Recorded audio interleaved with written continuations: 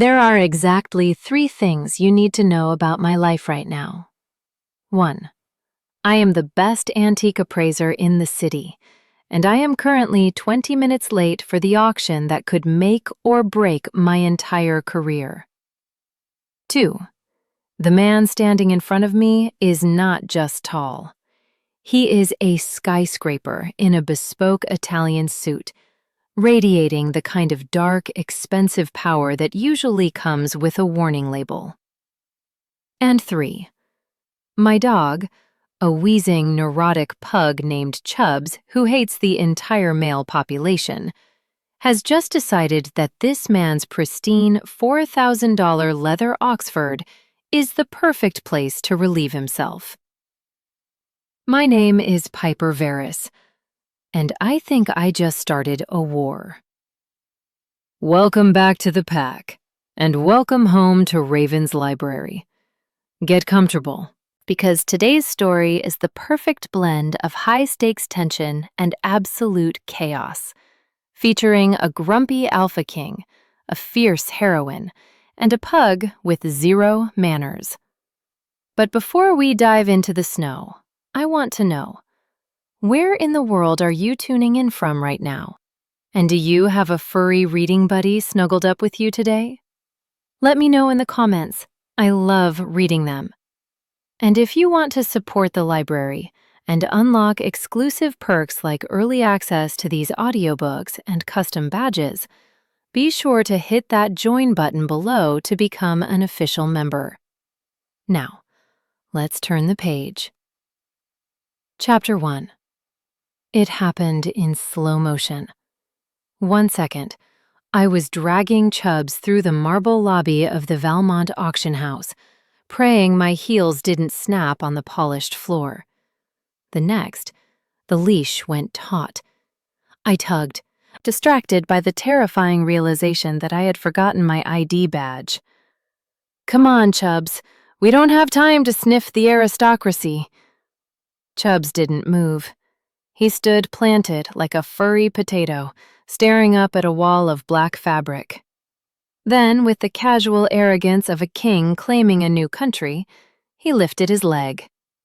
The sound was unmistakable, a steady, rhythmic splashing against expensive leather.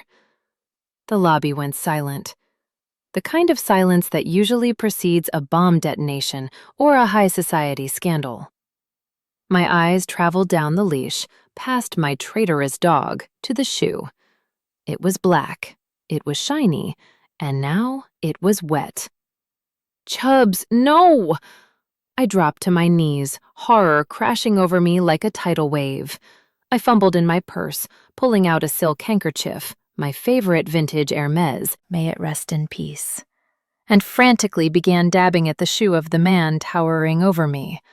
Bad dog, I hissed, ignoring the fact that I was currently polishing a stranger's foot in a public lobby. You cannot just claim things that aren't yours. We talked about this. The man didn't move. He didn't step back. He didn't yell. He was unnervingly still, like a statue carved out of granite and disapproval. I could feel the heat radiating off him, a strange, intense warmth that seemed to seep right through his suit pants and hit me in the face. I scrubbed harder, my face burning. I am so sorry. He has a nervous bladder and an authority problem. I'll pay for the cleaning. I'll buy you new shoes. I'll— Stop. The voice was a low rumble, deep enough to vibrate in my chest. It wasn't a shout. It was a command, a sound that instinctively made you want to drop everything and listen. I froze, my hand hovering over his ruined shoe. Slowly, reluctantly, I looked up, and kept looking up. He was massive. Broad shoulders stretched the fabric of his suit to its limit. His jaw was sharp enough to cut glass, covered in a shadow of stubble that looked rough and deliberate. But it was his eyes that stopped my heart. They were amber, bright, burning, and focused entirely on me.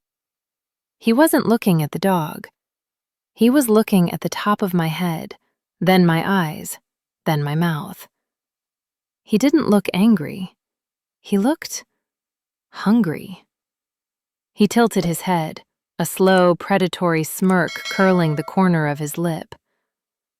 "I don't know," he drawled, his voice dropping an octave, wrapping around me like smoke. "Is he marking the shoe? Or are you marking the territory?" My brain short-circuited. Excuse me? I stood up, dusting off my knees and regaining my composure. I was Piper Varis. I dealt with cutthroat collectors and ancient curses for a living.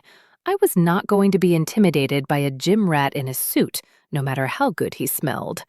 And God, he smelled good, like rain, pine needles, and pure, unfiltered trouble. "I assure you," I said, my voice sharp, "if I wanted to mark you, I'd use a Post-it note. It's less messy." The smirk deepened. He took a step closer. Just one step, but it felt like he'd swallowed all the air in the room. "Is that so? And what would the note say, Piper?" He knew my name. I glanced down at the visitor pass stuck to my lapel. Right. It would say move, I snapped, checking my watch. I was now 25 minutes late. The Ming vase was probably already on the block. "I have a job to do, and you are blocking the only path to the elevators." I looked down at Chubbs, expecting him to be growling. Chubbs hated men. He had once tried to bite a fireman who was saving him from a tree. But the traitor was currently sitting on the man's dry shoe, leaning his head against the man's leg, wheezing happily. The stranger looked down at the dog. His expression softened for a fraction of a second, something ancient and amused flickering in those amber eyes. "He has good taste." "He eats drywall," I corrected. I fished a business card out of my bag and shoved it into the breast pocket of his jacket, my fingers brushing against the hard muscle of his chest. The contact sent a jolt of electricity up my arm that nearly made me drop the leash. "Send the bill to my office. If the shoe is ruined, I know a guy who restores leather from the 17th century. He can probably handle whatever this is." I didn't wait for a response. I yanked the leash. "Come on, Chubbs. Let's go before you annex his trousers." I stepped around the mountain of a man and marched toward the elevators, my heart hammering against my ribs like a trapped bird. I could feel his eyes on me. I didn't need to look back to know he hadn't moved. He was watching, calculating. I hit the elevator button 3 times, waiting for the doors to close. As the metal slid shut, I caught one last glimpse of him. He was holding my business card, tapping it against his chin. He wasn't wiping his shoe. He was smiling.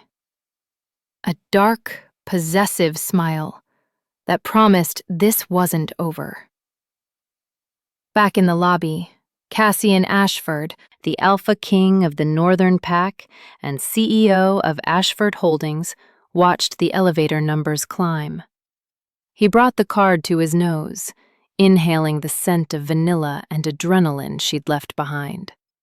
His wolf paced inside him, scratching at the cage of his ribs, finally awake after a century of boredom. Mine. He pulled out his phone, dialing his head of security without looking away from the elevator doors. "Cancel my meetings," Cassian said, his voice calm and terrifying.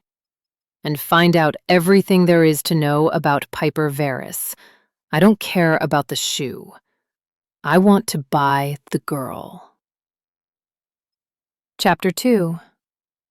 I spent the next 24 hours waiting for the other shoe to drop.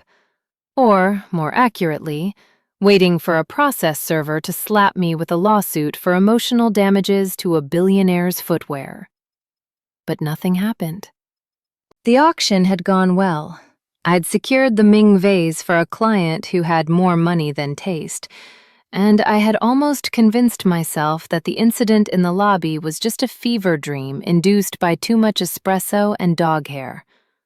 Almost. When I walked into the Valmont offices on Tuesday morning, the atmosphere was wrong. Usually the hallways smelled like old paper and quiet desperation. Today, it smelled like terror. My boss, Mr. Sterling, was standing outside the main conference room.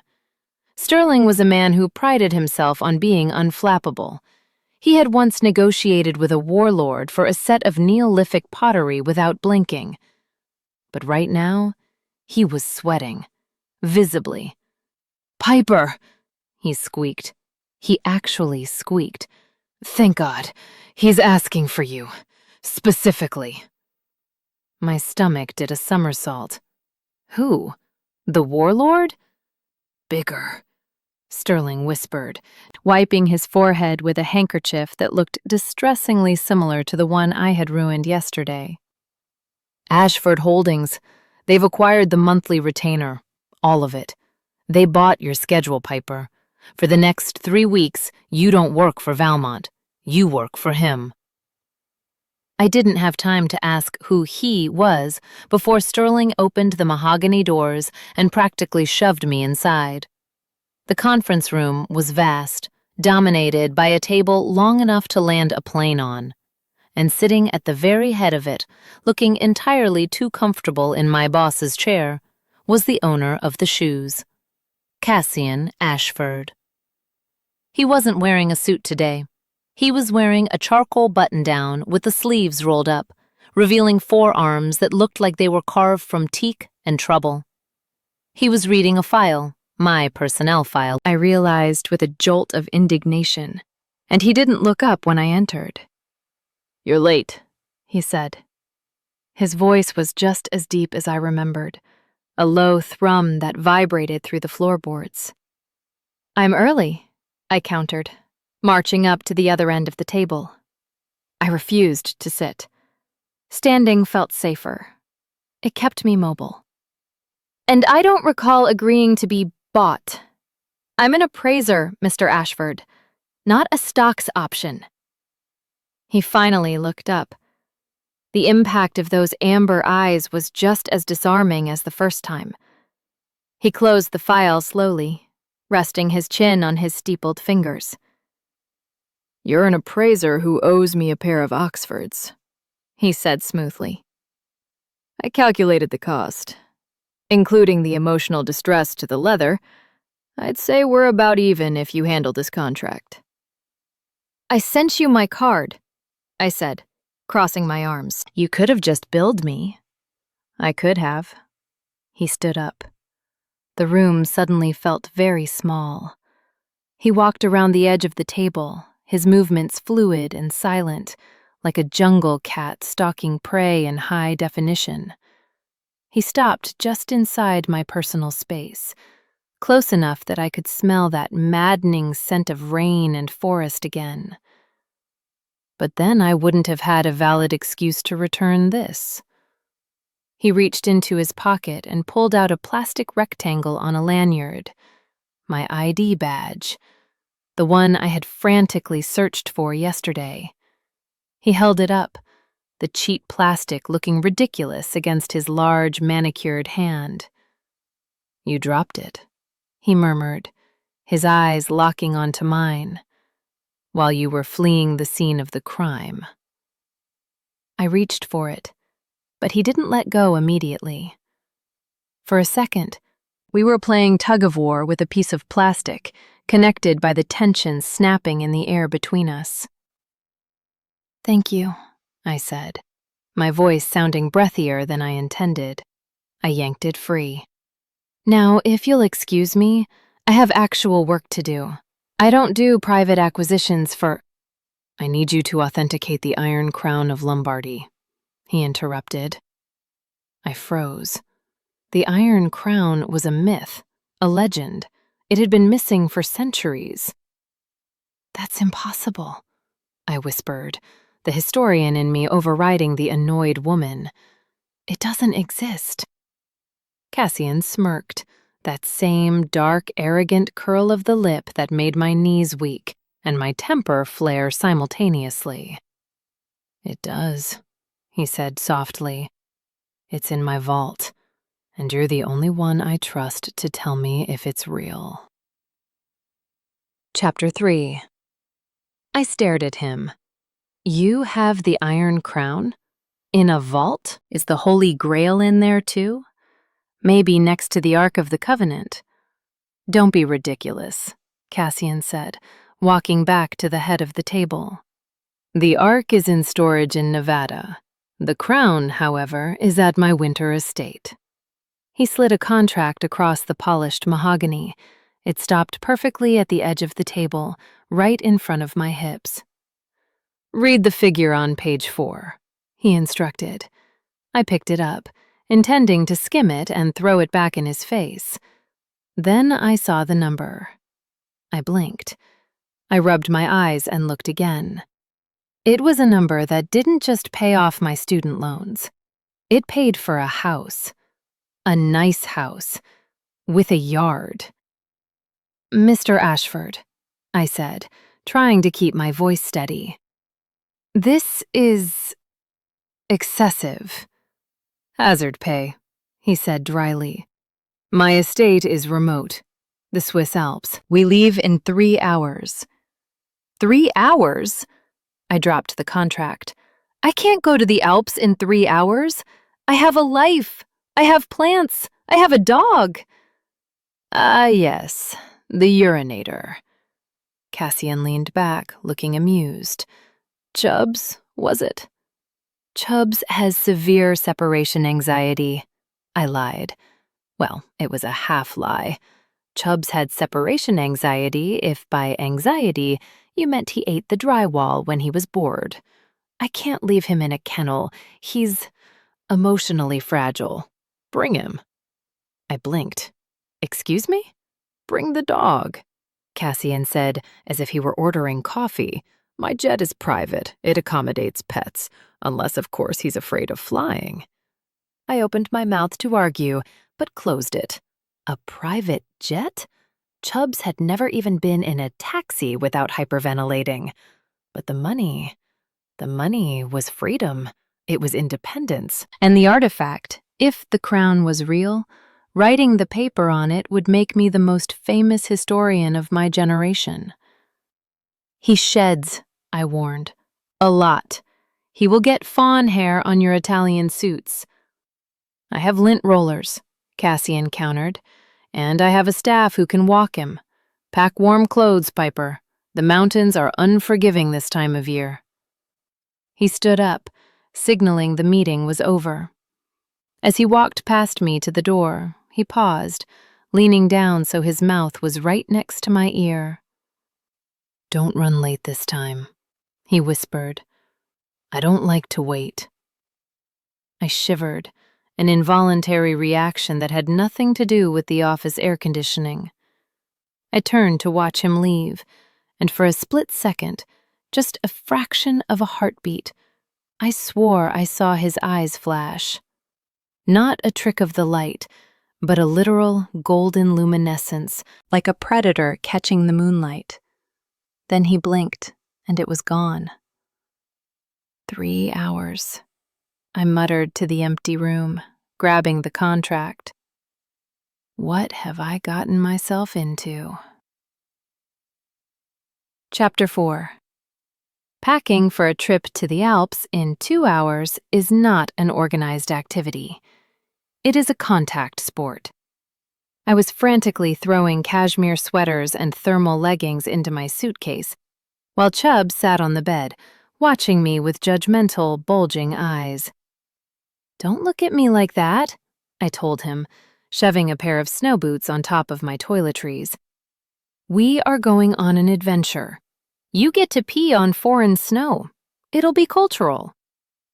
Chubbs snorted, a sound that sounded suspiciously like bullshit, and rolled onto his back. When the buzzer rang exactly at the 3-hour mark, my heart hammered against my ribs. He was punctual, Of course he was. I wrestled my suitcase to the door, grabbed Chubbs's leash, and opened it. Cassian was filling my door frame. And I mean filling it. My apartment was a pre-war walk-up with narrow hallways, and Cassian Ashford looked like he had been photoshopped into the space. He was wearing a heavy wool coat now, the collar turned up, looking like a noir detective who also happened to be a Viking warlord. "Ready?" he asked. "Mostly," I panted, wrestling Chubbs into his harness. "Just warning you again, Chubbs hates men. He growls, he snaps. He is a demon in a beige fursuit." Cassian looked down at the dog. Chubbs looked up at Cassian. I braced myself for the barking. I tightened my grip on the leash. Chubbs let out a soft, pathetic whine. Then he waddled forward, sat directly on Cassian's boot, the expensive leather one he hadn't peed on, and leaned his entire body weight against the man's shin. He tilted his head back, exposing his throat, and looked at Cassian with pure, unadulterated adoration. I dropped the leash. "You have got to be kidding me." Cassian chuckled, a low, rumbling sound that Chubbs seemed to vibrate to. He reached down and scratched the exact spot behind Chubbs's ear that made his leg twitch. "He seems vicious," Cassian said dryly. "I'm terrified." "He's a traitor," I muttered, glaring at the dog. "He usually tries to bite the mailman."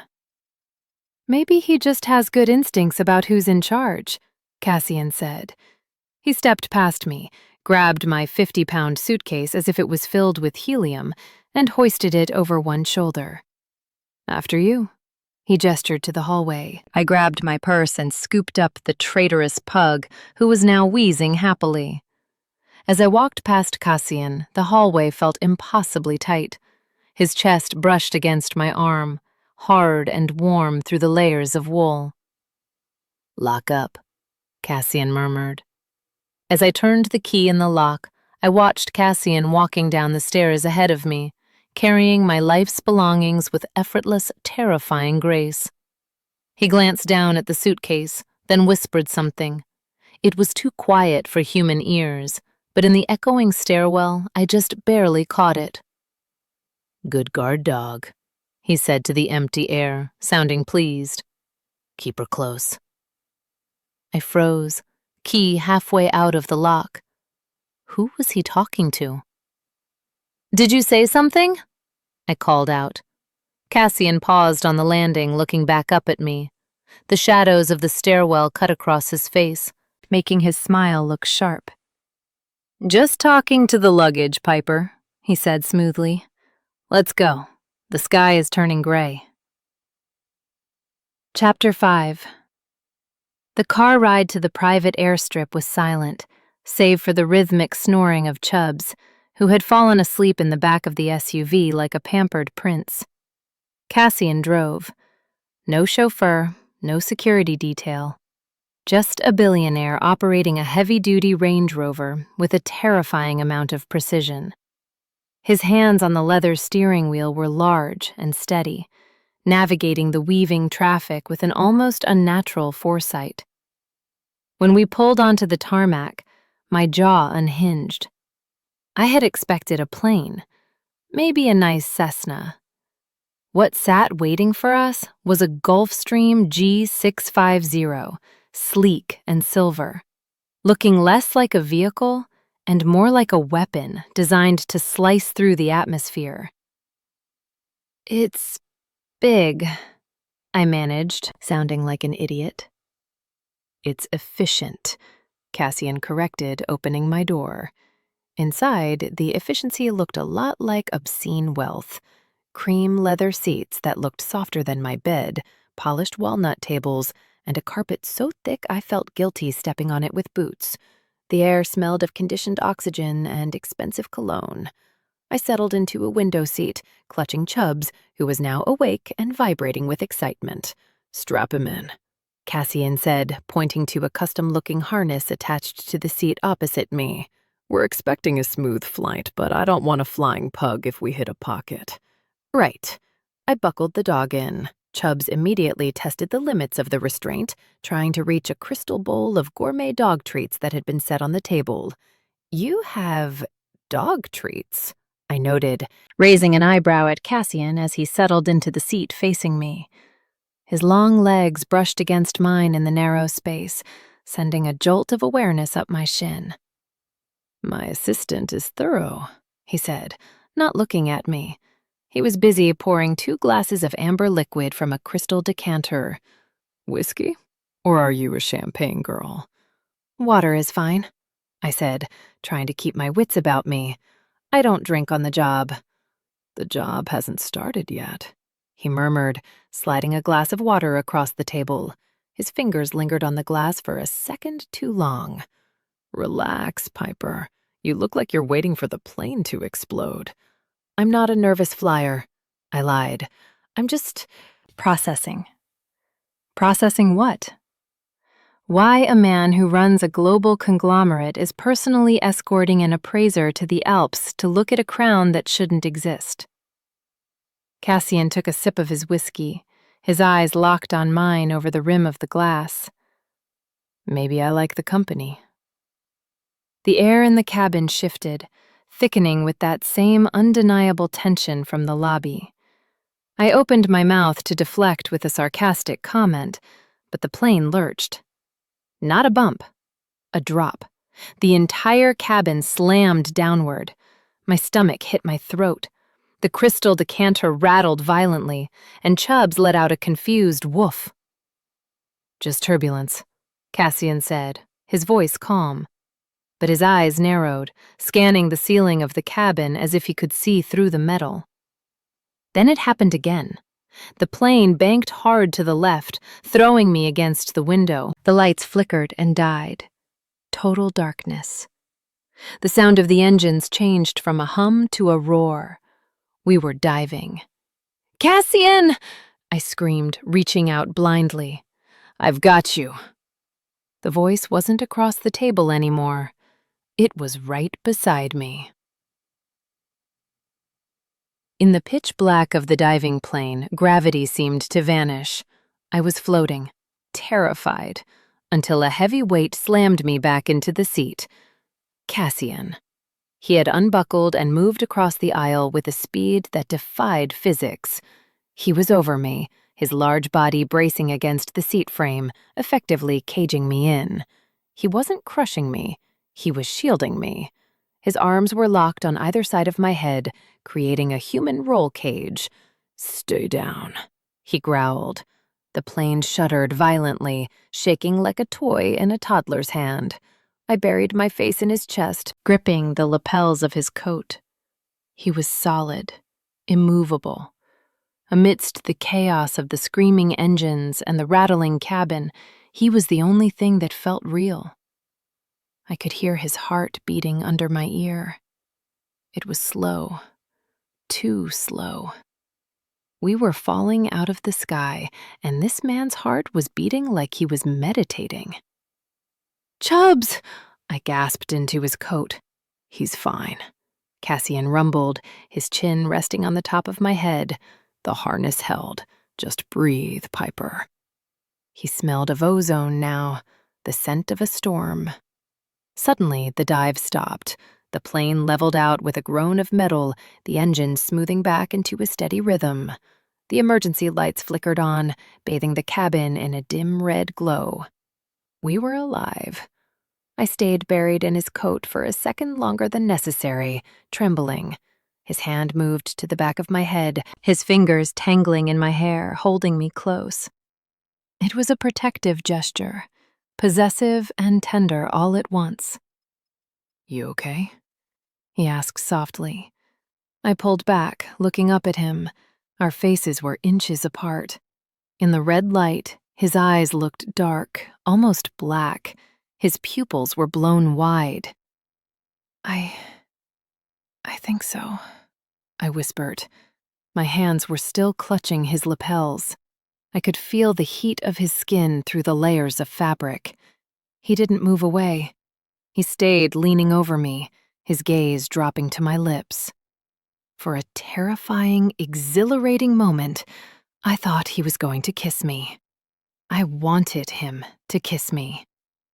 Then a loud, disgruntled snort broke the silence. We both froze. I looked over Cassian's shoulder. Chubbs was hanging slightly sideways in his harness, looking annoyed that his snack bowl had slid onto the floor. Cassian let out a breath, a sound that was half laugh, half groan, and pushed himself up. The loss of his warmth was instant and jarring. "The pilot," he said, his voice rough. "I need to check on the pilot." He strode toward the cockpit without looking back, his gait steady despite the angle of the floor. A moment later, the intercom crackled. "Apologies for the excitement, folks." The pilot's voice sounded shaky. "We hit a freak pressure pocket. The storm front moved faster than predicted. We're diverting to the private strip at the estate. We'll be on the ground in 10 minutes. Cassian walked back into the cabin. He looked composed, but his jaw was tight. "We're landing," he said. "The weather has turned. It's a blizzard down there." "A blizzard?" I asked, unbuckling Chubbs to pull him into my lap. "In October?" Cassian looked out the window at the swirling white darkness outside. "Welcome to the Alps, Piper," he said quietly. "Looks like we're going to be snowed in." Chapter 7. The estate was not a house. It was a villain's lair designed by an architect with a glass fetish. As the SUV, which had been waiting on the snowy runway, pulled up the winding drive, I saw it. The Ashford estate was a series of sharp, modern angles jutting out of the mountainside. Walls of floor-to-ceiling glass overlooked the valley, glowing with warm, golden light against the driving snow. It was beautiful, isolating, and completely intimidating. "Home sweet home," Cassian murmured as he killed the engine. We made a run for the front door, the wind biting at my face. Cassian shielded me again, his body acting as a windbreak until we burst into the foyer. It was silent inside, and warm. The floor was heated slate. The ceilings were 20 feet high. "Where is everyone?" I asked, looking around. The place was pristine, but empty. "I gave the staff the week off," Cassian said, shaking the snow from his coat. "I prefer privacy when I'm working." "So it's just us?" I asked. "And the dog?" "And the blizzard," he added. "The roads will be impassable by morning." Chubbs, seemingly invigorated by the cold, decided this was the perfect moment to test the traction of his paws. He scrambled out of my arms and took off running across the polished slate. "Chubbs, no!" He skidded, claws scrabbling uselessly, and drifted sideways like a rally car, heading straight for a massive, ancient-looking vase on a pedestal. Cassian didn't even flinch.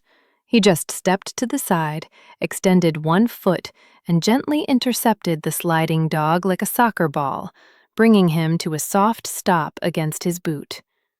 "Careful," Cassian said to the dog, crouching down. "That vase is Ming Dynasty. Piper would have a heart attack if you broke it." He looked up at me, a playful glint in his eyes. "Wouldn't you?" "I would charge you for the appraisal of the shards," I said, trying to calm my racing heart. "Come," he said, standing up. "I'll show you to your room. It's in the east wing. Best view of the valley." My room was incredible. A fireplace, a bed the size of a small island, and a glass wall that looked out into the swirling white void of the storm. "My room is next door," Cassian said, pointing to a connecting door, "if you need anything." "Anything at all." He lingered in the doorway, his eyes sweeping over me one last time. "Dinner is at 8. Dress warm." He closed the door.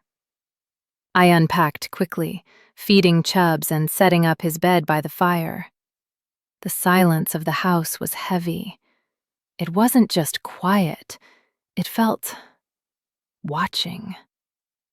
Around midnight, I couldn't sleep. The storm was howling, rattling the glass.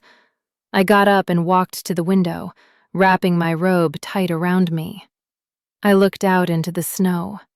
The lights from the house cast long shadows on the drifts. Then I saw it. Movement.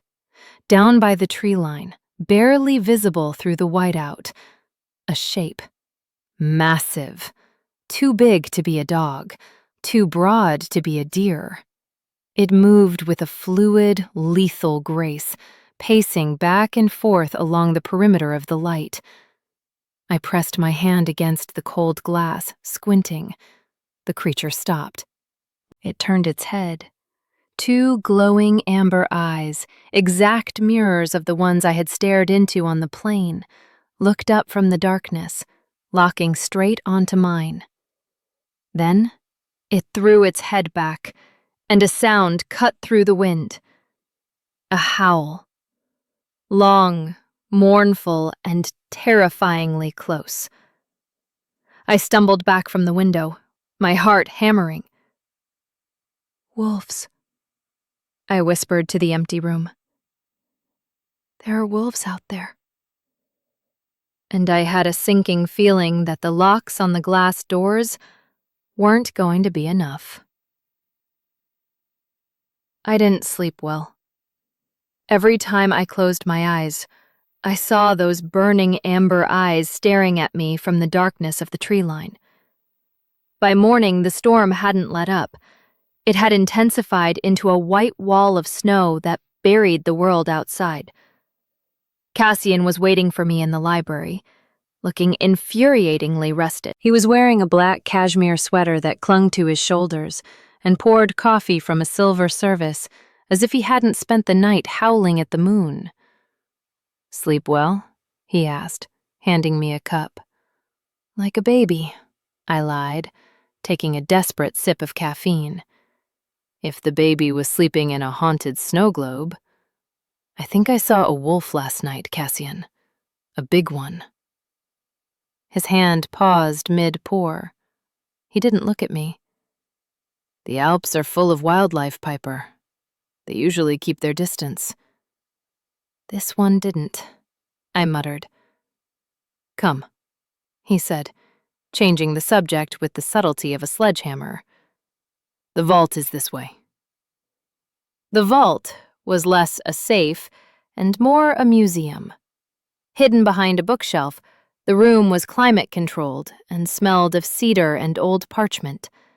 In the center, resting on a velvet cushion inside a glass case, was the iron crown. I stopped breathing.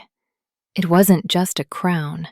It was a jagged, brutal thing made of a dark, unidentifiable metal, inset with rough-cut diamonds that looked like frozen tears. "My God," I whispered, pulling on my white cotton gloves. "The craftsmanship, the metallurgy doesn't match the era. This should be rusted iron. This looks alive." "It's an alloy," Cassian said, leaning against the doorframe, watching me work. "Forged in fire that burns hotter than any kiln." I spent the next 2 hours in a trance, measuring, photographing, testing.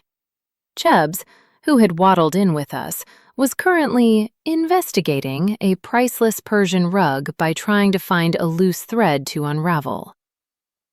"It's authentic," I said finally, my voice trembling with the weight of the discovery. "But the history books say this was lost in a war between clans. They say the king who wore it was a monster who could shapeshift into a beast." "History is written by the fearful," Cassian said quietly. He walked closer, looking at the crown with a strange expression. Not awe, but recognition. Maybe he wasn't a monster. Maybe he was just a man trying to protect what was his. I laughed softly, shaking my head. "You sound like you knew him." "My grandfather told good stories." I reached for my magnifying glass to check a hallmark on the inner rim, but my hand slipped. The jagged edge of the metal sliced across my thumb. Ouch!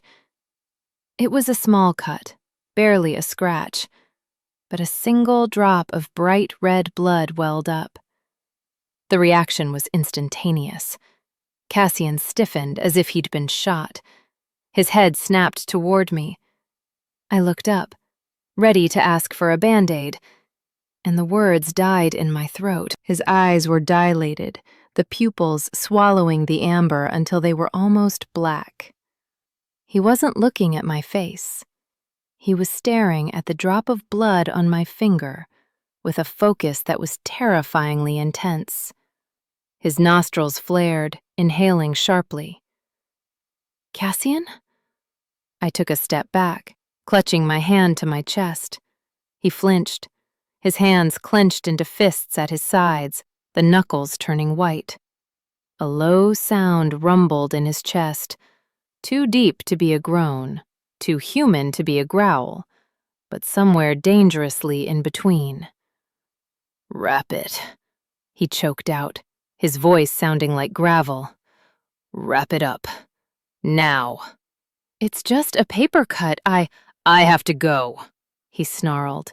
He spun around and stormed out of the vault, moving with a speed that blurred the air.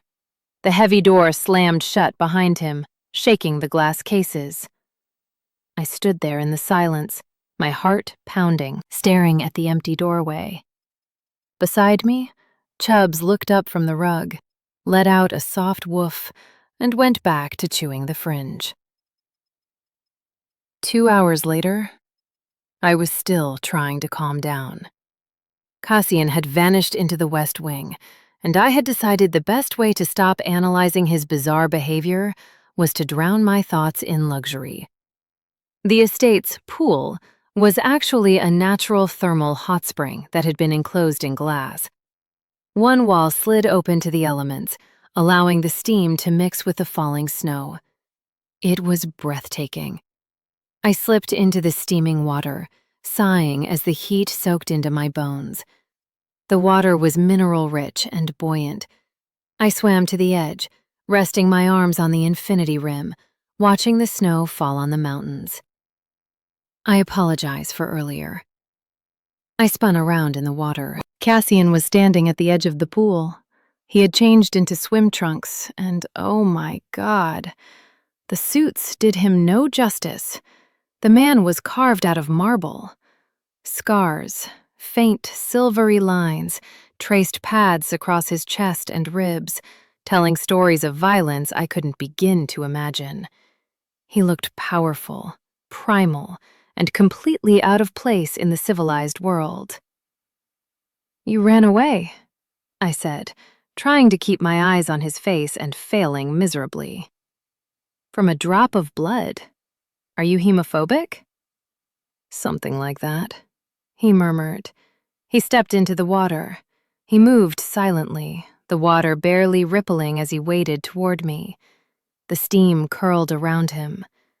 When he stopped, he was close enough that I could feel the heat radiating off him, hotter than the spring itself. "I have heightened senses," he said, his voice low. "Sometimes intense stimuli can be overwhelming." "You mean like the smell of blood?" "Like the smell of you," he corrected. My breath hitched. The air between us suddenly felt heavy, charged with static. The snow fell silently outside, but in here, the world had narrowed down to just him and me. He reached out, his hand hovering near my face. He didn't touch me, but I could feel the ghost of his fingers. "You shouldn't be here, Piper," he whispered, his eyes searching mine. "I brought you here to work, but every minute you're in this house, it gets harder to remember that." "Remember what?" I whispered back. "That I'm dangerous," he said simply. He leaned in. I didn't pull away. I tilted my head back, my heart hammering a frantic rhythm against my ribs. His gaze dropped to my lips. He was going to kiss me. He was definitely going to spladunk. A massive splash erupted right between us, soaking Cassian's face and sending water up my nose. We both sputtered, jumping back. Chubbs surfaced in the middle of the circle we had created, paddling frantically with his bug eyes wide open. He had apparently decided the water looked nice and jumped in, fully forgetting that pugs swim with the grace of a brick. "Chubbs!" I gasped, grabbing the flailing dog before he sank. Cassian wiped the water from his eyes, looking at the wheezing, wet dog in my arms. The intense, predatory mood shattered instantly. He started to laugh. A real laugh this time, deep and uninhibited. "Well," Cassian said, reaching out to scratch the wet dog behind the ears, "I suppose that's one way to cool things down." I looked at him, wet hair, smiling, looking less like a king and more like a man, and felt something dangerous shift in my chest. I wasn't just attracted to him anymore. I was in trouble. By the next afternoon, the storm had turned into a full-blown blizzard. Visibility was 0. We were trapped. I was in the library trying to finalize the provenance report for the Crown, but my assistant was missing again. "Chubbs?" I called out, wandering down the hallway. "If you're peeing on a tapestry, I'm leaving you here." I found him in a room I hadn't entered yet. It was dark, lit only by the fire. The walls were lined with mounted antlers, ancient shields, and weapons that looked like they belonged in a museum of warfare. Chubbs was in the center of the rug, happily gnawing on what looked like a large yellowed bone. "Drop it," I commanded, rushing forward. "Chubbs, that is gross! Where did you even get that?" I grabbed the end of the object. It wasn't a bone. It was heavy, carved. I looked closer.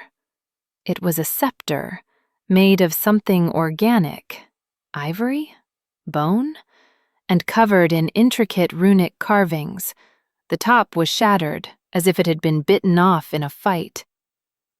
"I wouldn't take that from him if I were you. He seems attached." I jumped, nearly dropping the object. Cassian was sitting in a high-backed leather chair in the corner, holding a tumbler of whiskey. I hadn't even seen him. "What is this?" I asked, holding up the slobber-covered artifact. "Is it ivory? It's illegal to own ivory without—" "It's not ivory," Cassian said, standing up. He walked over and gently took the scepter from my hand. He didn't look concerned about the dog drool. He looked at the object with a grim sort of respect. "It's a trophy," he said, "from a war my grandfather fought a long time ago. It belonged to a rival king who tried to take our land." "A rival king?" I raised an eyebrow. "You talk about these clan wars like they were medieval battles. Was your grandfather a reenactor?" Cassian looked at me. The firelight cast long shadows across his face, making his angles look sharper, more wolf-like. "No," he said softly. "He was a survivor. We keep these things to remind us that peace is fragile. It only lasts as long as you're strong enough to defend it." He reached into his pocket and pulled out a piece of dried beef jerky. He looked at Chubbs. "Trade?" Cassian offered. Chubbs immediately sat, stared at the scepter, then at the jerky, and made the smart business decision. He barked and accepted the meat. Cassian placed the scepter on the mantel, high out of reach. "The pilot called," Cassian said, his back to me. "The storm has dumped 3 feet of snow. The passes are closed. The airport is shut down." He turned around, his expression unreadable. "We aren't going anywhere, Piper. We're stuck here for at least another week." My stomach dropped, half in panic, half in a thrill I didn't want to admit. A week. Alone. With him. I hope you have enough dog food, I said, trying to keep my voice light. Cassian smiled, but it didn't reach his eyes. I'm more worried about whether I have enough self-control. He walked past me, and for the first time I noticed a limp. He was favoring his left leg, the same leg the wolf I saw last night had been favoring. Cassian? I asked. Are you hurt? He paused at the door. Just an old injury acting up in the cold. Good night, Piper. Lock your door. Chapter 11.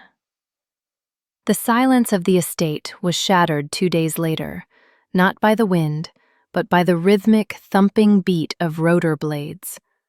I was in the kitchen, trying to convince the espresso machine to cooperate, when the sound vibrated through the floorboards.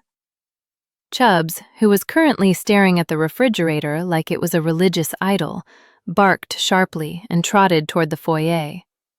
I followed him to the massive glass doors. Through the swirling snow, a sleek black helicopter was touching down on the private pad, kicking up a miniature blizzard of white powder. The door opened, and a woman stepped out. She was stunning. Of course she was. She had hair the color of spun platinum, legs that went on for days, and she was wearing a white fur coat that probably cost more than my entire college education. She didn't hunch against the cold. She walked through the gale with a predatory confidence, like the storm was inconveniencing her. Cassian met her on the tarmac. I watched through the glass, a sudden, sharp twist of something ugly coiling in my stomach. He leaned in close to hear her over the engine noise. She placed a hand on his arm, familiar, possessive. Great, I muttered to the glass. The girlfriend is here. Mystery solved.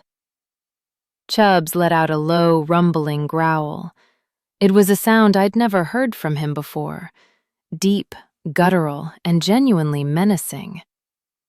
I agree, I told the dog. She looks high maintenance. The doors opened, and a blast of freezing air swept into the warm foyer.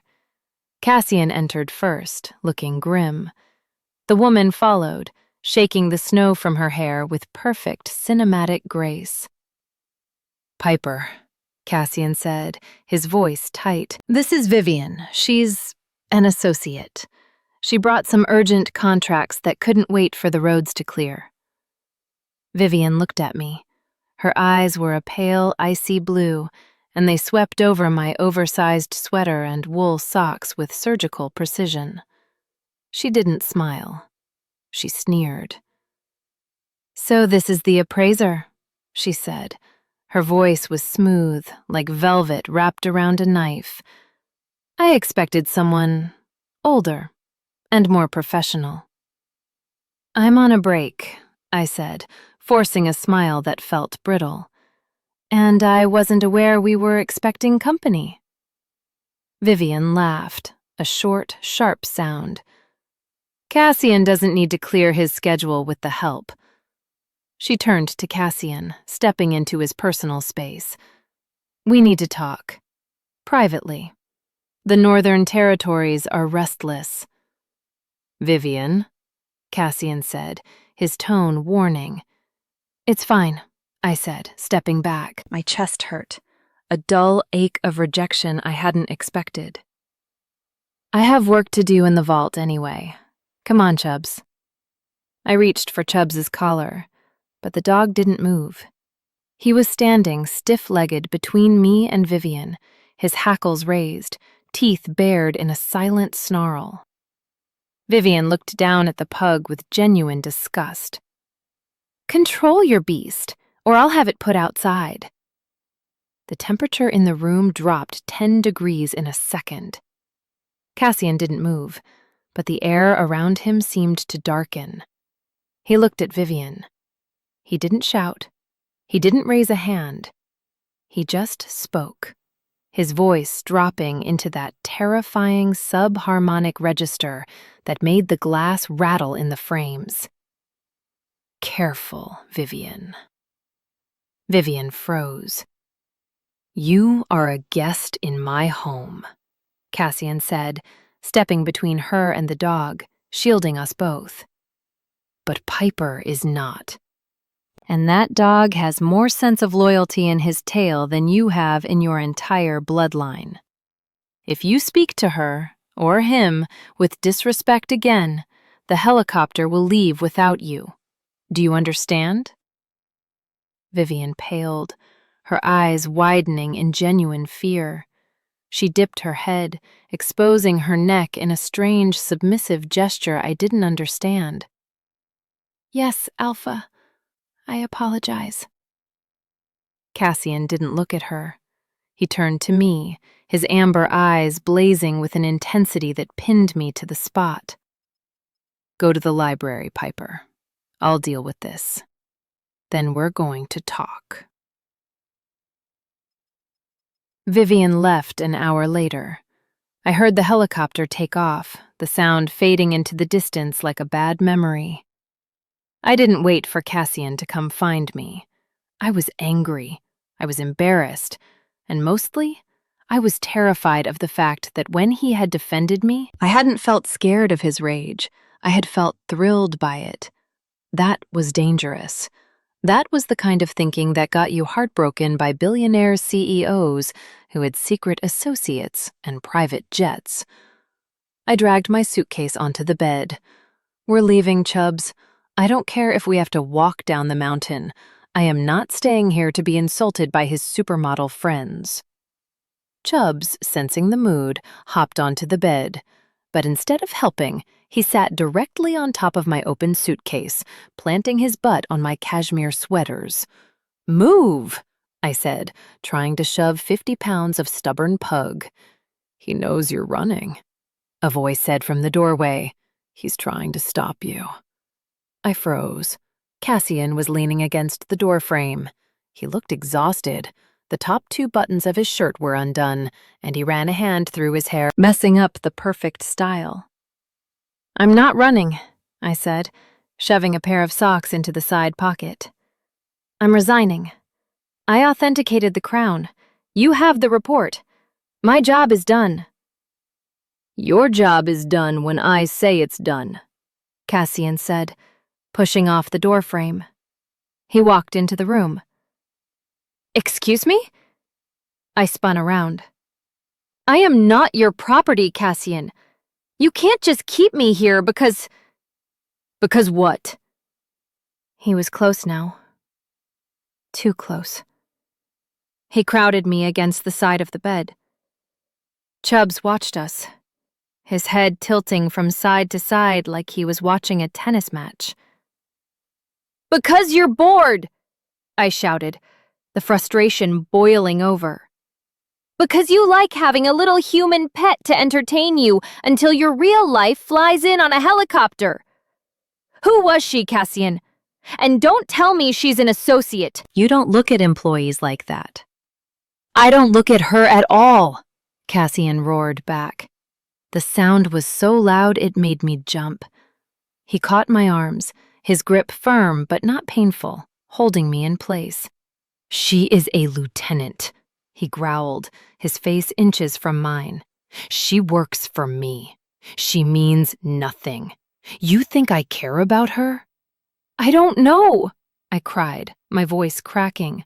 "I don't know anything about you. I don't know why you brought me here. I don't know why you look at me like you want to eat me and then run away when I get a paper cut. I don't know what you are." The silence that followed was heavy, filled only by the crackling of the fire. Cassian stared at me, his chest heaving. His eyes were searching mine, frantic and desperate. His gaze dropped to my lips, then back to my eyes. The heat coming off him was intoxicating. "You want to know why I brought you here?" he whispered, his voice rough. He leaned in. I stopped breathing. My hands clutched the fabric of his shirt. I wanted him to kiss me. I wanted it more than I had ever wanted anything. His nose brushed against mine. I closed my eyes, tilting my head back. "Because," he breathed against my lips, From the moment you walked into that lobby, my entire world narrowed down to you. I'm not bored, Piper. I'm obsessed. I'm starving for you." He pressed his forehead against mine, shuddering. "But I can't do this." My eyes flew open. "What?" He pulled back, just an inch, looking tortured. "I can't kiss you. Not yet. Not while I'm lying to you." "Then tell me the truth," I whispered. He shook his head, stepping back, releasing me. The loss of contact was a physical blow. "Not yet," he said hoarsely, "but soon. Get dressed, Piper. We have somewhere to go tonight." Chapter 13. "Somewhere to go?" I asked, staring at the black velvet box sitting on the bed. "Cassian, there is a blizzard. The roads are closed. Where are we possibly going?" "The Solstice Gala," Cassian said from the doorway of his own room. He was adjusting cufflinks on a tuxedo shirt. "It's being held at the Valerius estate. It's only 5 miles away. We're taking the snowmobiles to the perimeter. Then a car will take us up." "A gala?" I picked up the heavy cream envelope that lay next to the box. It was sealed with dark blue wax. Chubbs was currently trying to lick the wax, apparently thinking it was a forbidden snack. "Chubbs, no. That is not cheese." I opened the card. "The pleasure of your company is requested at the Winter Solstice Gathering." No host name, no details, just a time and a location. "I didn't pack for a gala," I said, "unless the dress code is panic attack chic." "Open the box," Cassian said. I lifted the lid. Inside, nestled in layers of tissue paper, was a dress. It wasn't just a dress, it was a statement. It was a deep, shimmering midnight blue silk, floor-length, with silver embroidery climbing up the bodice like frost on a window pane. "It's beautiful," I whispered. "But this looks expensive, Cassian. Really expensive." "It's the color of my house," Cassian said quietly. He wasn't looking at the dress. He was watching my reaction. "Wearing it means you are with me, under my protection." I looked up at him. "Is that a warning?" "It's a precaution," he said. "The people at this party, they are old money, old families. They can be predatory. I need them to know you are off limits." I touched the silk. It was cool and soft. "So I'm playing a role? The billionaire's date?" "No," Cassian said. He walked over and picked up Chubbs, who was now trying to chew on the ribbon of the box. He tucked the dog under one arm like a football. "You aren't playing a role, Piper. You're the only real thing that will be in that room." He turned to leave, pausing at the door. "Put it on. And wear the shoes I left in the bottom. They're flat. If things go wrong, I need you to be able to run." He closed the door before I could ask what kind of party required running shoes. 30 minutes later, I stood in front of the full-length mirror. The dress fit as if it had been sewn onto my body. The midnight blue made my skin look luminous, and the silver threading caught the light with every breath. I looked powerful. I looked dangerous. I stepped into the hallway. Cassian was waiting. He turned, and the air left the room. He was wearing a tuxedo, cut perfectly to his broad frame. But it wasn't the suit that stopped me. It was the way he looked at me. He didn't smile. He didn't smirk. He looked at me with a reverence that made my knees weak. He walked over, took my hand, and brought it to his lips. His eyes were burning gold. "Ready?" he asked. "No," I admitted, "but I have running shoes." He grinned, a flash of white teeth that looked sharper than usual. "Good," he said, leading me toward the garage, "because tonight we're walking into the lion's den, or rather, the wolf's." The Valerius estate made Cassian's glass fortress look like a minimalist starter home. This place was a gothic nightmare of black stone, Iron gates and flickering gas torches that lined the snowy driveway. As the town car pulled up, I felt a knot of dread tighten in my stomach. "Remember," Cassian said, his hand covering mine on the leather seat. His palm was hot, steady. "Do not leave my side. And if anyone offers you a drink that didn't come from a sealed bottle, you don't touch it." "You make this sound less like a party and more like an assassination attempt," I whispered, clutching my clutch bag like a weapon. "It's a bit of both," Cassian murmured. He turned to the other occupant of the back seat. "And you, behave." Chubbs sat on the velvet seat, looking surprisingly dapper in a custom-fitted silk tuxedo bow tie that matched my dress. He sneezed, wiped his nose on the leather, and looked at Cassian with a grim expression. Even the dog seemed to sense the vibe. We are not here to have fun. We exited the car. The cold air bit at my exposed shoulders, but Cassian immediately draped his tuxedo jacket over me. It swallowed me whole, smelling of him, cedar, rain, and that deep, masculine musk that made my head spin. When the heavy oak doors swung open, the noise of the party spilled out. Laughter, clinking glass, a string quartet playing something hauntingly fast. We stepped inside. The moment we crossed the threshold, the room died. I mean, died. The music stopped. The conversations cut off mid-sentence. 300 heads turned in unison to look at us, or more specifically, to look at Cassian. Then their eyes slid to me, and the dress. I saw the recognition ripple through the crowd like a shock wave. Whispers broke out, fast and hushed. I caught snippets. "The blue? He brought a mate? Is she human?" "Chin up," Cassian whispered in my ear, his hand settling on the small of my back, branding me. "Let them look. They've never seen a queen before." We descended the grand staircase. The crowd parted for us like the Red Sea. I felt like an imposter, but Cassian walked with a casual, lethal arrogance that demanded submission. He kept Chubbs on a short, jeweled leash. Usually, Chubbs would be straining to sniff shoes or find crumbs. Tonight, he was pressed against Cassian's leg, his hackles raised, a low, constant rumble vibrating in his throat.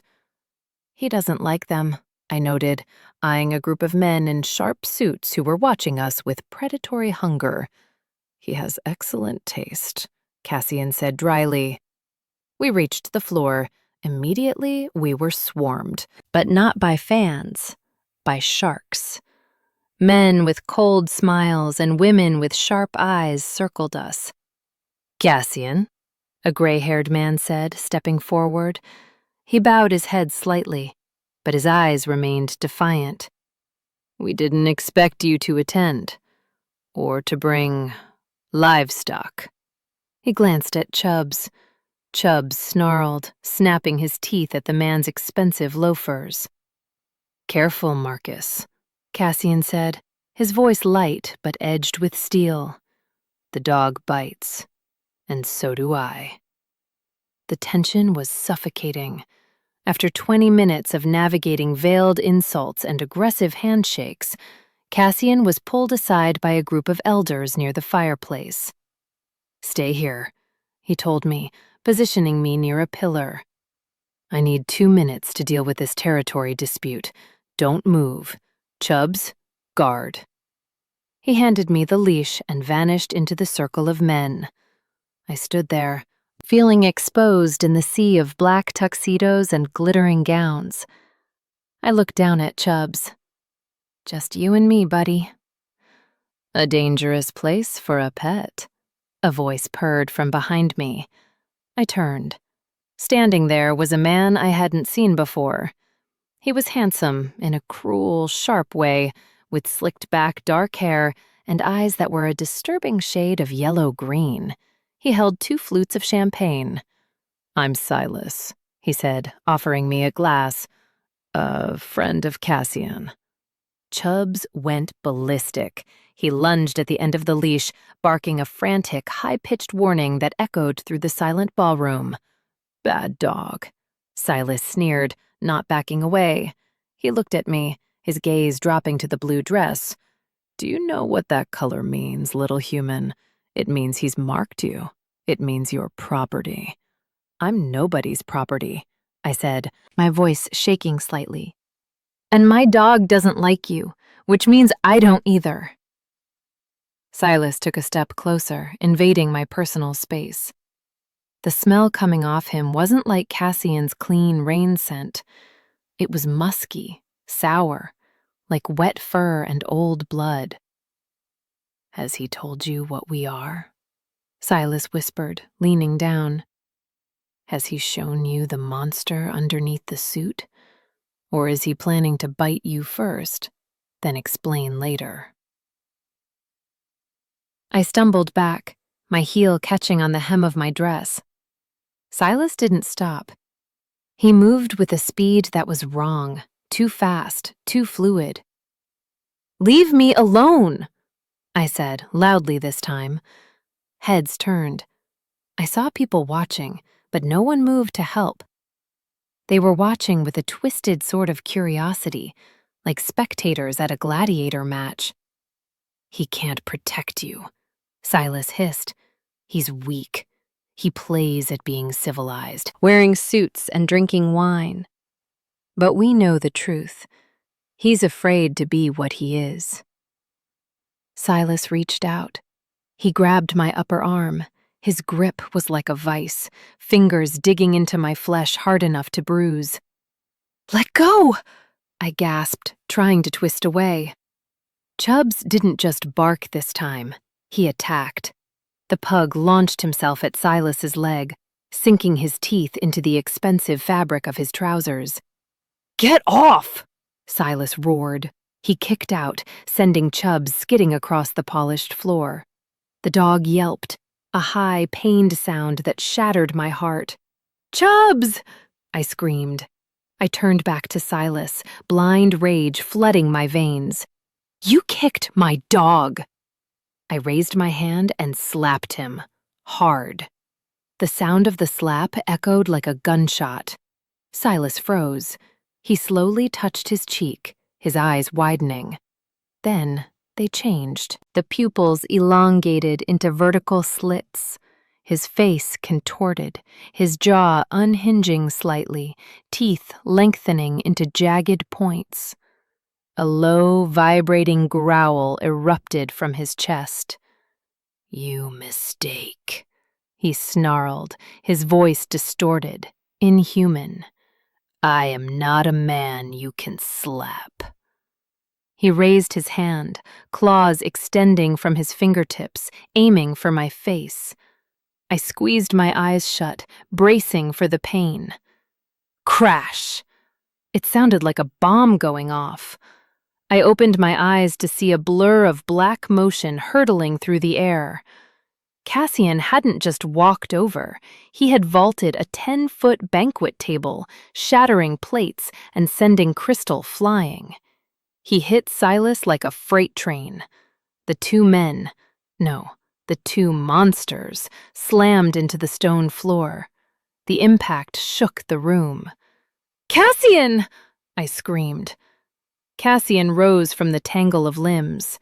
He wasn't the CEO anymore. His tuxedo jacket was gone, shredded in the impact. His shirt was ripping at the seams as his muscles expanded, bones shifting and cracking audibly.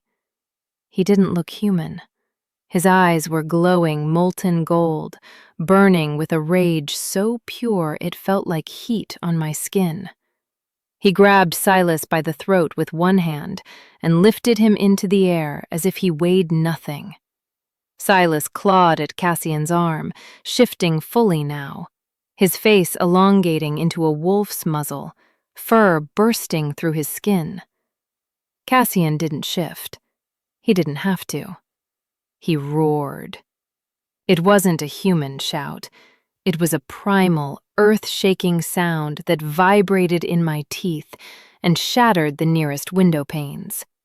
It was the sound of an alpha asserting absolute dominance. "She is mine," Cassian bellowed, his voice layered with the growl of the beast within. He slammed Silas into a marble pillar, cracking the stone. The crowd gasped and backed away, terrified. I stood frozen, staring at the man I thought I knew. I looked at the claws digging into the stone. I looked at the glowing eyes. Silas was limp in his grip, whimpering. Cassian raised his other hand, his fingers forming a claw, ready to tear Silas's throat out. He was going to kill him, right here, in front of everyone. I looked at Chubbs, who was shaking under a table. I looked at Cassian.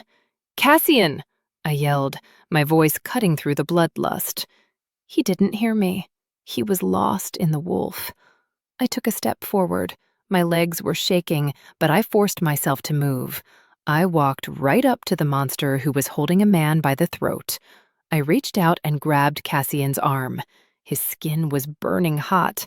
"Cassian," I said, my voice steady despite the terror clawing at my throat. He froze. His head snapped toward me, those golden alien eyes locked onto mine. For a second, I thought he didn't recognize me.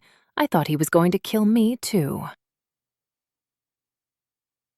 The ballroom was silent, the kind of silence where you can hear a pin drop, or in this case, the terrified whimpering of the half-wolf dangling from Cassian's hand. Cassian was breathing heavily, his chest heaving. The gold in his eyes swirled, fighting for control. He was a hair's breadth away from snapping Silas's neck. I could feel the violence radiating off him like heat from a furnace. I didn't let go of his arm. I dug my fingers into his bicep, grounding him. "Look at me," I commanded, keeping my voice low and firm. "Look at me, Cassian." He blinked. The growl in his chest hitched. He looked at my hand on his arm, then up at my face. The gold flared, then dimmed slightly. "Piper," he rasped. His voice sounded like it was being dragged over broken glass. "He touched you." "I know," I said, "and you stopped him. It's over." "It's not over," Cassian snarled, tightening his grip on Silas. "He challenged the pack. He threatened my mate. The punishment is death." I saw the crowd watching. They weren't looking at him with judgment. They were looking at him with awe. They were waiting for the execution. "Not tonight," I said. "Not in front of me." Cassian's lips curled back, revealing lengthened canines. "He hurt the dog." I looked down. Chubbs had limped out from under the table. He wasn't barking. He was sitting by Cassian's foot, looking up at him, waiting. I looked back at Cassian. I realized in that moment that I wasn't afraid of him. I was afraid for him. If he killed this man, he would cross a line he couldn't come back from. He would be the monster they all thought he was. I stepped closer, placing my other hand on his chest, right over his heart. It was hammering against his ribs like a trapped bird. "Cassian," I said clearly, "drop him." The crowd gasped. "You didn't give orders to an alpha king." Cassian stared at me, his brow furrowed. The conflict in his eyes was a physical war. The wolf wanted blood. The man wanted me. "Drop him," I repeated. "Now. Sit." It was the same tone I used with Chubbs when he was chewing a shoe. For a terrifying second, he didn't move. Then, slowly, Cassian's fingers uncurled. Silas dropped to the floor in a heap, gasping for air, clutching his throat. He scrambled backward, eyes wide with terror, scuttling away like a roach. Cassian didn't look at him. He was staring at me. The glow in his eyes faded, returning to that deep, warm amber. The claws retracted. His shoulders slumped. He looked at me with an expression of absolute devastation. "You saw," he whispered. "I saw," I said. He looked around the room, realizing what he had done. He had revealed himself. He had lost control. "Piper, We're leaving," I said. I grabbed his hand. It was trembling. "Get the dog." Cassian nodded, moving like a sleepwalker. He scooped up Chubbs, tucking the limping pug against his chest. "Move." Cassian growled at the crowd. They didn't just move. They scattered. We walked out of the ballroom through a corridor of terrified silence. No one dared to stop us. No one dared to breathe. We burst out into the cold night air. The valet brought the car around instantly, looking pale. Cassian practically threw us into the back seat. "Drive," he barked at the driver. "Get us out of here." As the car peeled away from the estate, the adrenaline crashed out of me.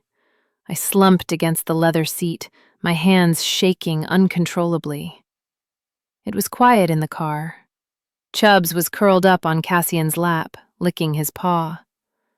Cassian was staring out the window, his jaw clenched so hard I thought his teeth would crack. He was making a conscious effort not to touch me. "Say it," he said finally, his voice devoid of emotion. "Get it over with, Piper.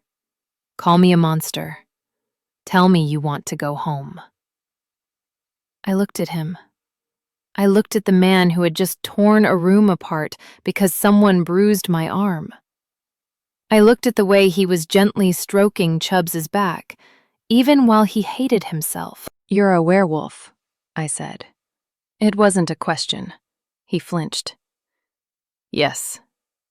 "And you're the king," I added. "That's why they all bowed.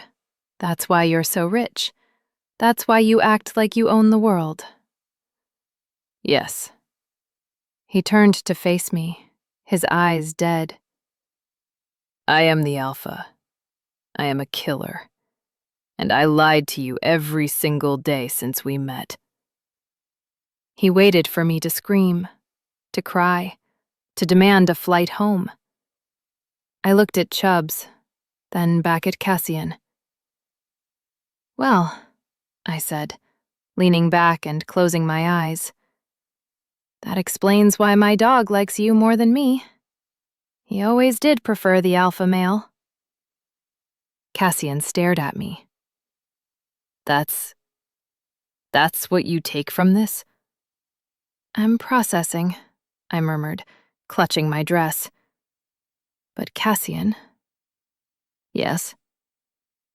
"If you ever roar at me like that again," I opened one eye to glare at him, "I will hit you with a rolled-up newspaper. Are we clear?" Chapter 17. The silence in the car wasn't empty. It was heavy, suffocating, packed with unsaid words that pressed against my eardrums. Outside, the blizzard had finally broken, leaving the world buried under a pristine, deceptively peaceful layer of white. Inside the leather-upholstered interior of the Bentley, however, the storm was just beginning. Cassian hadn't spoken since my newspaper comment. He sat rigid, staring out the window, his hand resting protectively on Chubb's back. The dog was snoring softly, seemingly unbothered by the fact that he had just witnessed a supernatural brawl. When the car stopped in front of the glass fortress, Cassian opened his door before the valet could reach it. He scooped Chubbs up in one arm and offered me his other hand. I took it. His skin was burning hot, a feverish contrast to the freezing mountain air. He didn't take me to the bedroom. He took me to the kitchen, a vast stainless steel cathedral that looked like it had never been used. He set Chubbs on the marble island. "First aid kit," Cassian muttered, pointing to a cabinet. "Top shelf." I grabbed the kit and brought it over.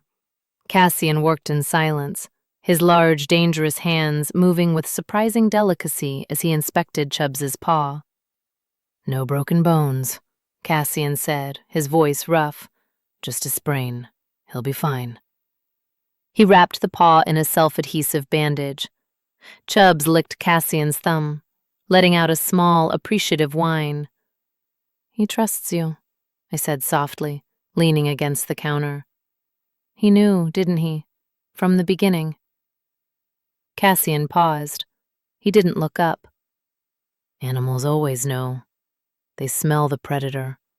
Most run. He didn't." "Neither did I reminded him. Cassian finally looked at me. The amber in his eyes was dull, shadowed by exhaustion and guilt. He looked older than he had an hour ago. "You didn't run because you didn't know," he said. "You thought I was just a man, an arrogant, wealthy man with control issues. But I am not a man, Piper. You saw that tonight." He walked around the island, putting distance between us.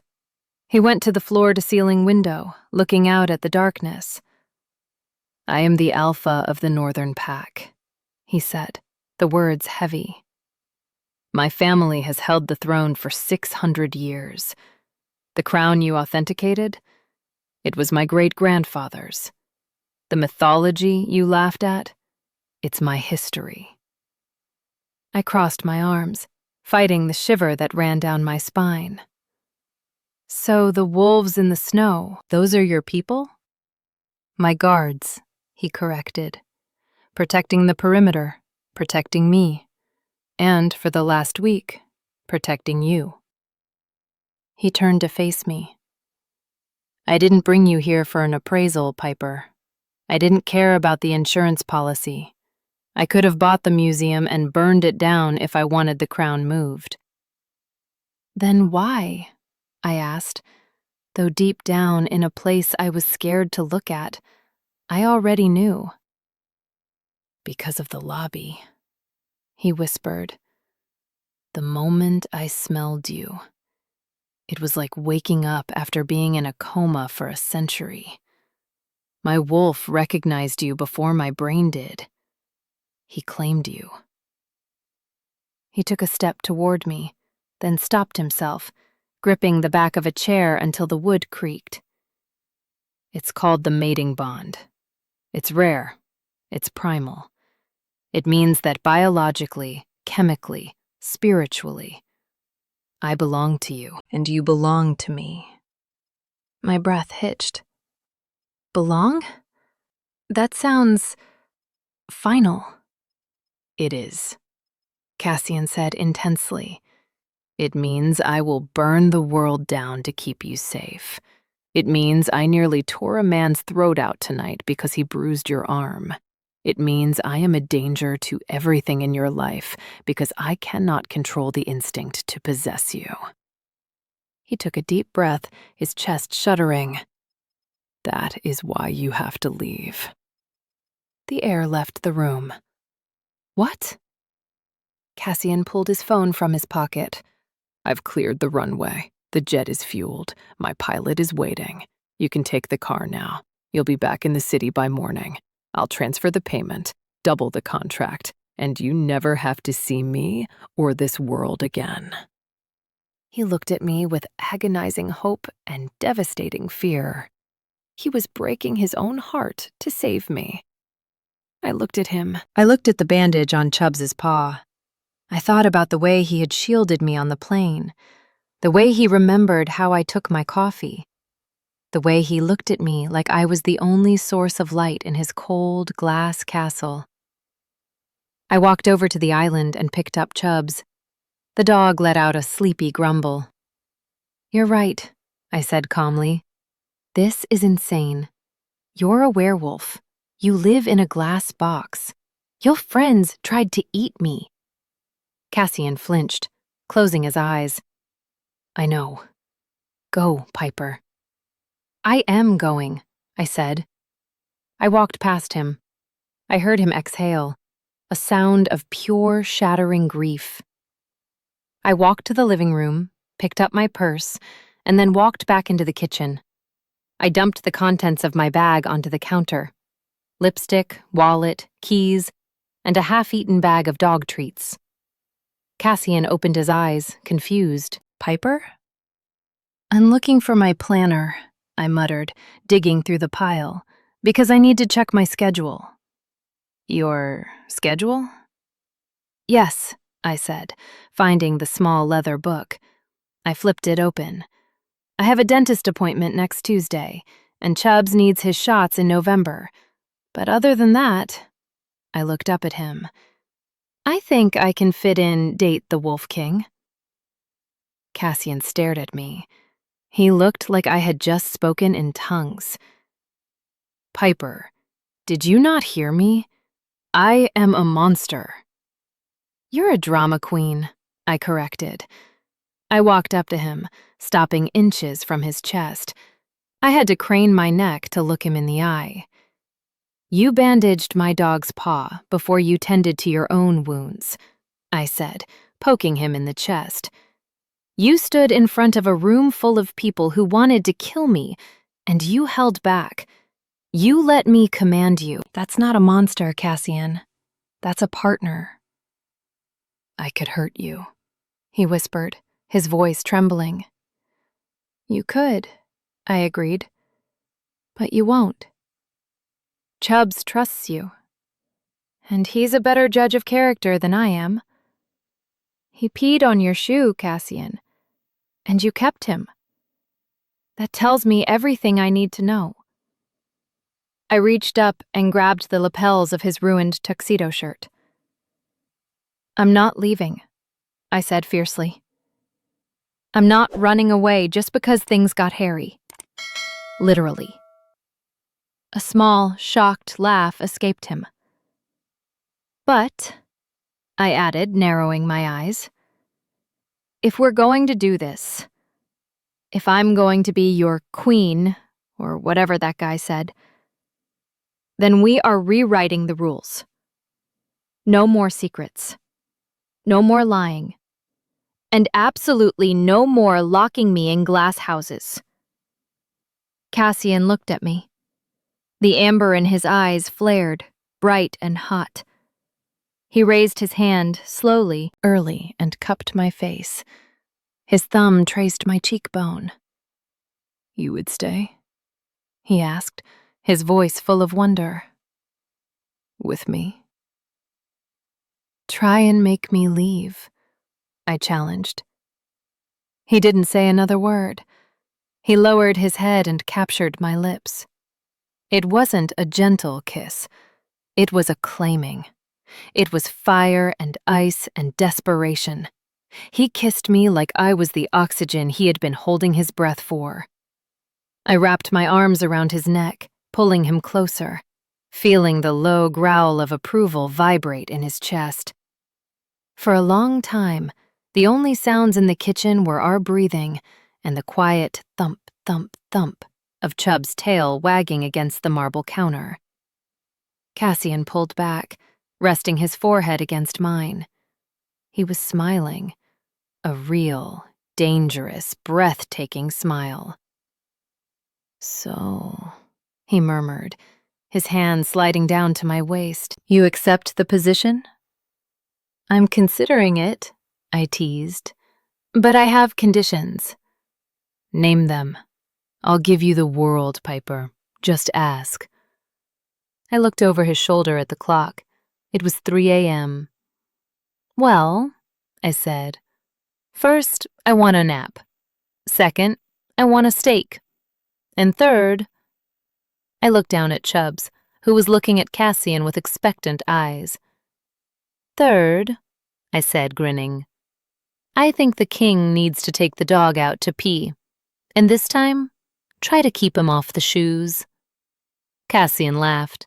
He kissed my forehead, then turned to the dog. Come on, beast, he said, scooping Chubbs up. The queen has spoken. He walked toward the door, then paused, looking back at me with a darkened, serious expression. Sleep well, Piper, he said softly, because tomorrow, the pack is coming to meet you. And they aren't going to be as easy to charm as I was. Chapter 18. 3 months. That's how long it takes to get used to the fact that your boyfriend runs a global conglomerate by day and patrols the forest as a lethal apex predator by night. Well, get used to is a strong phrase. I'd say I've reached a state of highly functional bewilderment. I walked through the lobby of Ashford Holdings, my heels clicking on the marble floors I was very careful not to let my dog anywhere near. The security guard at the front desk, a massive man named Gunner, who looked like he could bench press a Buick, nodded sharply as I passed. Good morning, Luna, he rumbled. Morning, Gunner, I replied, adjusting my tote bag. And please, just call me Piper. Muna makes me feel like I should be howling at something. Gunner didn't smile. Cassian's guards rarely did, but his eyes softened with that terrifying loyalty that still unnerved me. Yes, Luna. I sighed and headed for the private elevator. The doors slid open with a soft chime, recognizing my biometric scan. No buttons. It just shot upward, carrying me straight to the penthouse. Life had changed. The auction house was thriving, mostly because I now had access to the most exclusive private collections in the world, thanks to Cassian's network. But the biggest change wasn't the money or the access. It was the feeling of safety. I walked through the world differently now, knowing that the shadows were watching out for me, not waiting to hurt me. The elevator doors opened directly into Cassian's office. It was a cavernous space of steel, glass, and intimidating minimalist art. One entire wall was a window overlooking the city skyline, currently bathed in the golden light of late afternoon. In the center of the room, sat at a desk made of reclaimed obsidian, was Cassian. He was in full king mode. He wore a charcoal suit that fit him like a second skin. His hair was perfectly styled, and he was currently staring down 3 sweating men in expensive suits who sat on the other side of his desk. Your proposal is unacceptable, Cassian said. His voice was calm, low, and laced with just enough alpha resonance to make the air in the room vibrate. You're trying to expand into territory that doesn't belong to you. I don't share territory. The men looked like they were about to faint. Cassian, I said, stepping into the room. The transformation was instantaneous. Cassian's head snapped up.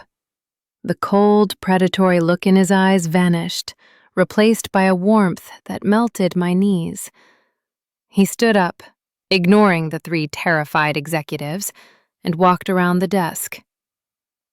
You're early, he said, his voice dropping an octave into that intimate rumble I loved. I finished the appraisal on the Roman coins early, I said, meeting him in the middle of the room. He didn't care about the executives watching. He wrapped an arm around my waist and pulled me flush against him, burying his face in the crook of my neck. He inhaled deeply, grounding himself. You smell like old copper and vanilla, he murmured against my skin. It's intoxicating. And you smell like a hostile takeover, I teased, pulling back slightly to look at him. Am I interrupting? Nothing important, Cassian said, waving a dismissive hand at the billion-dollar negotiations happening behind him. Then, a snort echoed from the hallway behind me. Chubbs waddled into the office. He was wearing a custom-made silk bow tie in Ashford blue. He ignored me, ignored the executives, and trotted straight toward the desk. Next to Cassian's obsidian throne, there was now a second, smaller chair. It was velvet. It was plush. And it was embroidered with the word consultant. Chubbs hopped onto his chair, circled 3 times, and flopped down with a heavy sigh, looking at the executives with bored, bulging eyes. The lead executive blinked, looking from the terrifying CEO to the snoring pug. "Mr. Ashford, is that?" "That is the head of security," Cassian said with a straight face. "If he growls, the deal is off." Chubbs let out a perfectly timed, high-pitched sneeze. Cassian looked at the men. "You heard him. The deal is off. Get out." The men scrambled to gather their papers and practically ran for the elevator. I laughed, shaking my head as the doors closed behind them. "You are ridiculous. You can't base corporate strategy on a pug's allergies." "He has excellent instincts," Cassian said, walking back to me. He lifted me up, sitting me on the edge of his desk, standing between my legs. "He knew you were the one before I did." He rested his hands on my thighs, his thumbs tracing lazy circles. The city sprawled out behind him, a kingdom of steel and glass. But he wasn't looking at it. He was looking at me, like I was the only thing in the world that mattered. "Are you happy, Piper?" he asked, his voice suddenly serious. "Ideally, I'd prefer to keep you in the fortress where no one can look at you, but I'm trying to compromise." I smiled, running my hands up the lapels of his suit. "I'm happy. I have my job, I have my dog, and I have a werewolf king who rubs my feet after gala events. It's a solid arrangement." "It's not an arrangement," Cassian growled softly, leaning in until our lips were inches apart. "It's forever. You know that, right? Wolves mate for life. There is no opting out." "I read the fine print," I whispered. "I signed the contract." "Good." He kissed me then. It was a kiss that tasted of power and promise, a claim that went deeper than skin. I felt the connection snap into place, that golden, warm tether that bound us together. Suddenly, a phone buzzed, then another. Then the intercom on his desk beeped. "Sir," his assistant's voice crackled through the speaker, sounding frantic. "The board of directors is on line 1, the prime minister is on line 2, and the pack elders are waiting in the conference room. They say it's urgent." Cassian didn't break the kiss. He reached out blindly and hit the button on the intercom. "Cancel the board," he murmured against my lips. "Tell the prime minister to call back tomorrow." "And the elders, sir?" Cassian pulled back, looking at me. Then he looked at Chubbs, who had woken up and was staring meaningfully at the door, doing a little tap dance with his front paws. "Code Brown," I whispered, interpreting the dance. Cassian smirked. He looked at the intercom. "Tell the elders they'll have to wait," Cassian said smoothly. "My head of security requires a walk, and the queen requires dinner." "Sir?" The assistant sounded baffled. "You're leaving for a walk?" Cassian grabbed his coat, then grabbed Chubbs's leash. He held his hand out to me, his eyes dancing with that same amusement I had seen in the lobby 3 months ago. "Priorities, Janet," Cassian said, helping me off the desk. "I'm just obeying the chain of command." He led me toward the elevator, Chubbs trotting proudly ahead of us, his little claws clicking on the expensive floor.